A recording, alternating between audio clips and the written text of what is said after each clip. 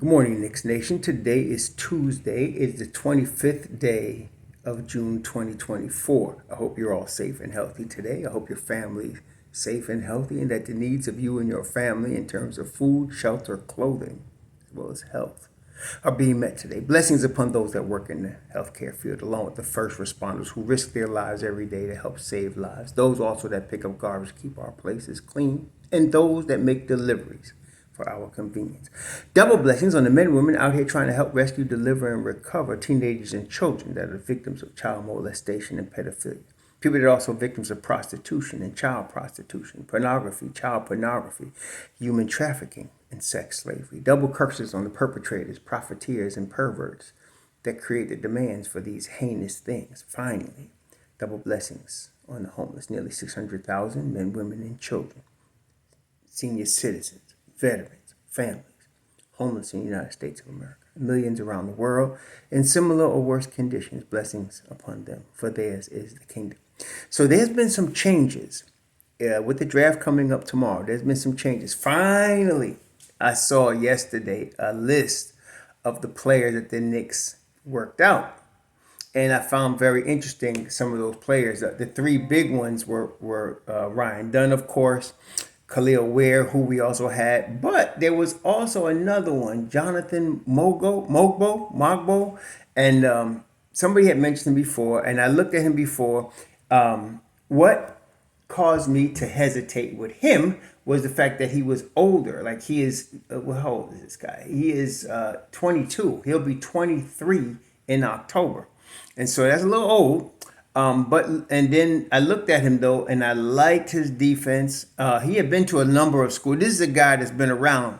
He's been to like 3 different schools, junior colleges, whatever. So he's been around a minute. But he looked really good for University of San Francisco in this past season.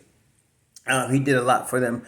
I like his motor. And I like his defense. Those are the two things that, we look for. Even though he's a little old, love his motor, love his defense. And so that's probably what the Knicks are looking for. There's a long list of possibilities that you see on every team when you're looking at the draft. But it's those top guys that they're looking at for their early picks. The guys later on, the guys that are going to be invited as undrafted free agents usually. But the guys that you'll see in the top of those pick lists, of those workout lists, are the first and second round choices that they're looking at. Now, important news also in terms of DaRON Holmes. DaRON Holmes stopped working out for teams. He's canceled all his workouts. So he got a promise. A player doesn't do that unless he's got a promise from a team that they're going to draft him. Generally speaking, the promise is a pretty high pick. Like he's not going to take a promise at the 30th pick. Okay. If somebody promises him something, it's probably top 20. So he probably won't be available for the Knicks. As you know, this is what happened. Like I said, when I liked Trey Murphy III, he started rising up the draft board and he was gone. This is a very similar thing with DaRON Holmes. And so, he probably won't be there for the Knicks. And the Knicks, I don't believe, are interested in trading up. I would be surprised. The Don has never traded up in his 4 seasons with the Knicks. He's traded down quite a bit, but he's never traded up to get a player. So I don't think he's going to trade up for anybody in this draft. So it looks like DaRON Holmes will be gone. But that does leave Ryan Dunn, Kelel Ware, and this cat, Mogbo. Now, the thing is, I don't think Kelel Ware is going to be there either. Just looking at the teams that have worked him out that's going to draft ahead of the Knicks, there's too many teams that looked at him. I think he'll be gone before 24 as well. I would be surprised if Ware was still there at 24. So you'll probably look, but the teams that looked at Ryan Dunn are not teams that are, their picks are not going to be before the Knicks. There are teams that pick after the Knicks that have looked at him.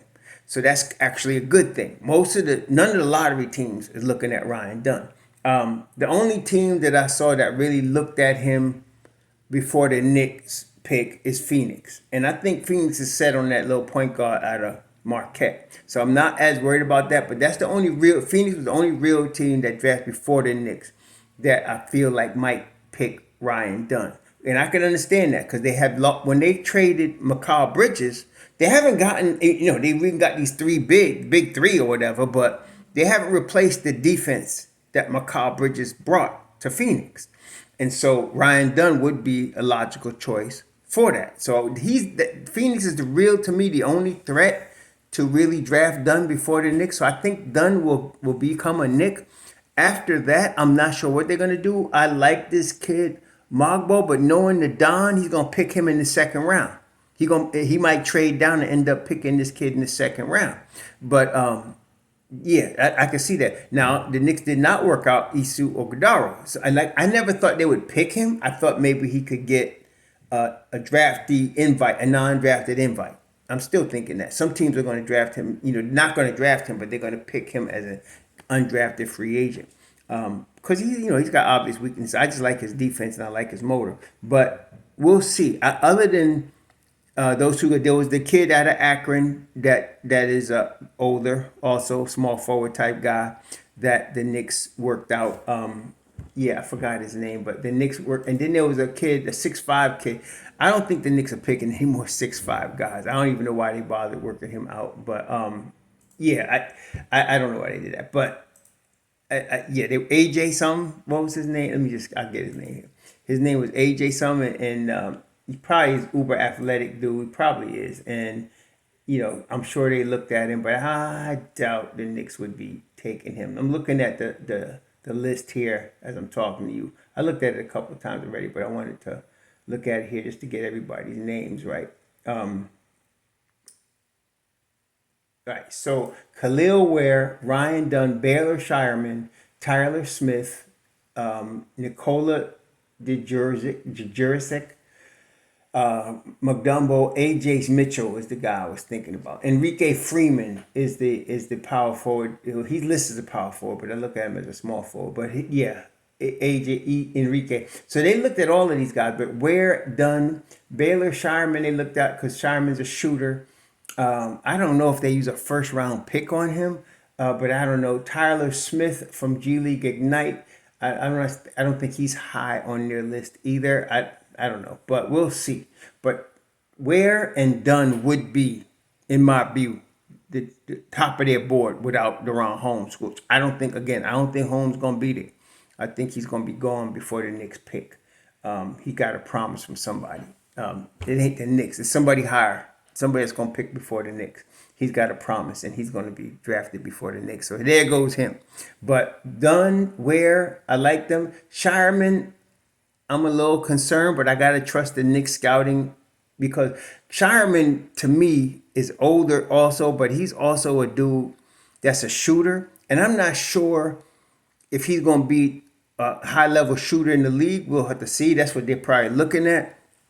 Or is he just a high-level shooter at the combine? We'll see. Mogbo, I do like for his defense. I don't like Mitchell, point guard. I don't think they're picking a point guard. And then Enrique Freeman from Akron, we'll see.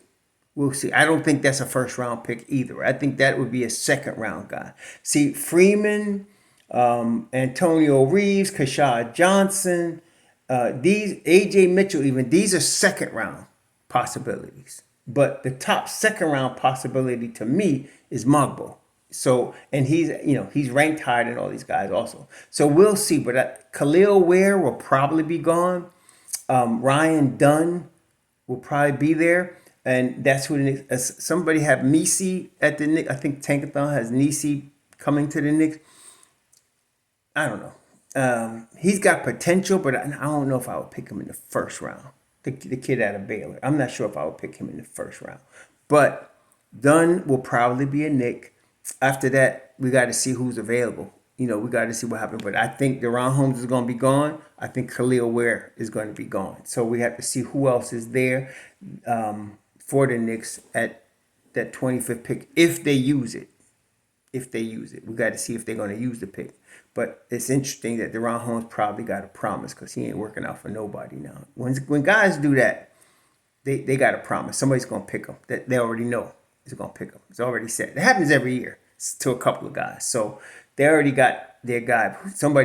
He's already solidly locked in somewhere. So we're not going to get him. But we'll see what's available that on draft night, which is tomorrow. Big night tomorrow. Now, as we expected, OG Anunoby opted out of his 19-9, his $20 million deal. We expected that. He's going to hit unrestricted free agency. We knew they was going to make a bigger deal out of it than it was. He'll be back with the Knicks. Hopefully, within a week, he'll be done signed with the Knicks. That'll be it. And as expected, Hartenstein's going to sign with the Knicks. All of the noise about Mitchell Robinson, to me, is noise. It's not that the Knicks are not gauging what the market is from. It's that teams are calling for Mitchell Robinson, thinking that he might be available. Because everybody, except for a lot of people in Knicks Nation, don't understand how good this guy is. And then coming off the bench, yeah, I think that's really good. And like I said, Oklahoma City, he will be perfect, man, in their second unit behind Chet Holmgren. So I'm hoping the Knicks just bring him back. This whole Washington Wizards thing, I don't know. I could see why the Wizards are interested in him. They need something, but I don't see what they have. I'm not interested in Kyle Kuzma, and I don't see what the Knicks would want from them. The Knicks already own one of their draft picks. It's a protected pick. I don't know what else the Knicks would get from them that's worthy of our attention, But I'm not surprised Washington is interested in Knicks. And also, the Knicks are still calling, apparently, about Mikal Bridges, but getting rebuffed by the Nets, of course. So the Knicks are doing their due diligence. They're working the system. They're trying to see what they can shake loose. It's all good, but at the end of the day, it looks like the Nets are going to keep Mikal Bridges and try to build around him. And the cast they have, try to struggle through another season this year and see if they can attract somebody big with the money they'll have next summer. So we'll see how that works out. But I don't think he's coming to the Knicks this summer anyway. But that's it. It looks like the Knicks are going to get Ryan Dunn. To me, Kelel Ware is high on their list, but I don't know if he gets to 24. Other than that, we'll have to see how this happens, man. We're going to see tomorrow. Y'all enjoy your Tuesday. Shalom.